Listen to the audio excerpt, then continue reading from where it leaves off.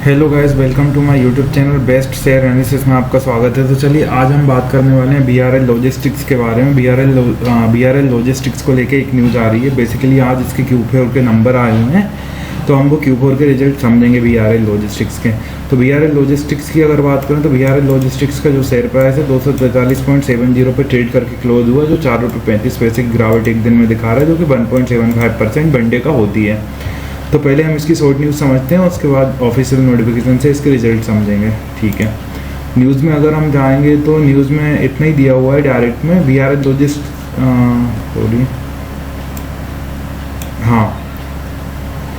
Logistics का जो Q4 का नेट प्रॉफिट है वो गिर गया और 3% गिर के 72 करोड़ रुपये हो गया। रेवेन्यू बढ़ा है, रोज 5.4% हो गया और ये 853 करोड़ हो गया। एबिटा की बात करें तो एबिटा ड्रॉप हुआ है 5% और 170.2 करोड़ हो गया। मार्जिन जो है डिक्लाइंड हुए 20.8% फ्रॉम 23% ईयर ऑन ईयर से।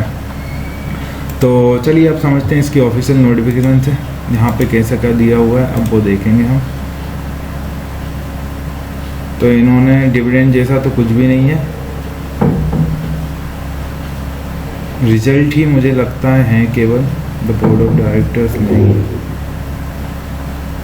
तो ये हैं गाइस इसके रिजल्ट।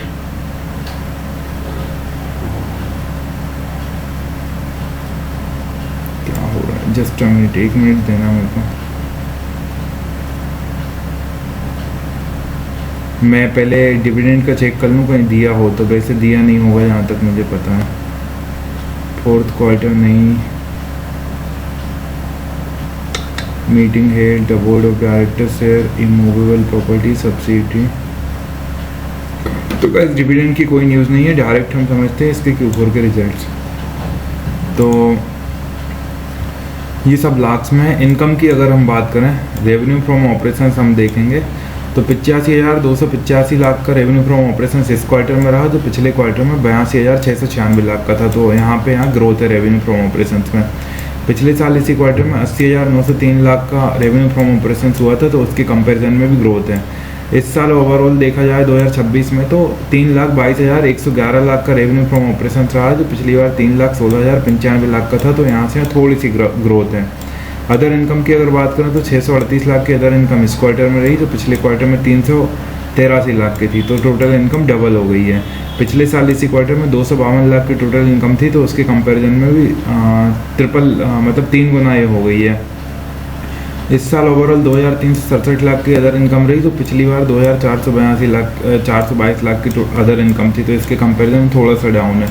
टोटल इनकम की अगर हम बात करें तो 85,923 लाख की टोटल इनकम इस क्वार्टर में रही, तो पिछले क्वार्टर में 83,079 लाख की टोटल इनकम थी, तो इसके कंपैरिजन में ग्रोथ है। पिछले साल इसी क्वार्टर में 81,155 लाख की टोटल इनकम थी, तो इसके कंपैरिजन में भी ग्रोथ है। ओवरऑल 3,24,478 लाख की टोटल इनकम रही, जो पिछली बार 3,18,517 लाख की टोटल इनकम हुआ करती थी। तो यहाँ से देखा जाए साल ईयरली बेसिस पे ग्रोथ है। एक्सपेंसेस की अगर हम बात करें तो टोटल एक्सपेंसेस जो हैं 76,155 लाख के टोटल एक्सपेंसेस इस क्वार्टर रहे, जो पिछले क्वार्टर में 74,695 लाख के थे। तो यहाँ से एक्सपेंसेस में ग्रोथ है। ये बेकार बात रहती है अगर ग्रोथ होती तो एक्सपेंसेस में, बट अगर रेवेन्यू बढ़ रहा है, टोटल इनकम बढ़ रही है, तो डेफिनेटली एक्सपेंसेस भी बढ़ेंगे ही। पिछले साल इसी क्वार्टर में 71,194 लाख की टोटल इनकम हुआ कर टोटल एक्सपेंसेस, तो उसके कंपैरिजन में ग्रोथ है। इस साल ओवरऑल 2,92,690 लाख के टोटल एक्सपेंसेस रहे, जो पिछली बार 2,93,522 लाख के एक्सपेंसेस हुआ करते थे। तो ईयरली बेसिस पे एक्सपेंसेस डाउन है, अच्छी बात, लेकिन क्वार्टरली बेसिस पे बढ़े हुए हैं। प्रॉफिट बिफोर टैक्स की बात करें तो 9,768 लाख का प्रॉफिट बिफोर टैक्स इस क्वार्टर में रहा, जो पिछले क्वार्टर में 8,384 लाख का हुआ करता था। तो यहाँ से देखा जाए ग्रोथ है। पिछले साल इसी क्वार्टर में 9,961 लाख का प्रॉफिट बिफोर टैक्स हुआ करता था, उसके कंपैरिजन में डाउन है। इस साल ओवरऑल 31,788 लाख का प्रॉफिट बिफोर टैक्स हुआ है, जो पिछली बार 24,995 लाख का प्रॉफिट बिफोर टैक्स था, तो उसके कंपैरिजन में ग्रोथ है। प्रॉफिट फॉर द पीरियड की बात करें, अब नेट प्रॉफिट हम समझें तो 7,214 लाख का नेट प्रॉफिट इस क्वार्टर में रहा, जो पिछले क्वार्टर में 6,474 लाख का नेट प्रॉफिट था। तो नेट प्रॉफिट में ग्रोथ है क्वार्टरली बेसिस पे। और पिछले क्वार्टर कंपैरिजन पिछले साल के इसी क्वार्टर में देखें तो 7,427 लाख का प्रॉफिट हुआ करता था, तो उसके कंपैरिजन में देखा जाए तो डाउन है। इस साल ओवरऑल 23,683 लाख का नेट प्रॉफिट रहा, जो पिछली बार 18,292 लाख का हुआ करता था, तो ईयरली बेसिस पे नेट प्रॉफिट में अच्छी बढ़त देखने को मिल रही, 18,000 से सीधा 23,000 हो गया।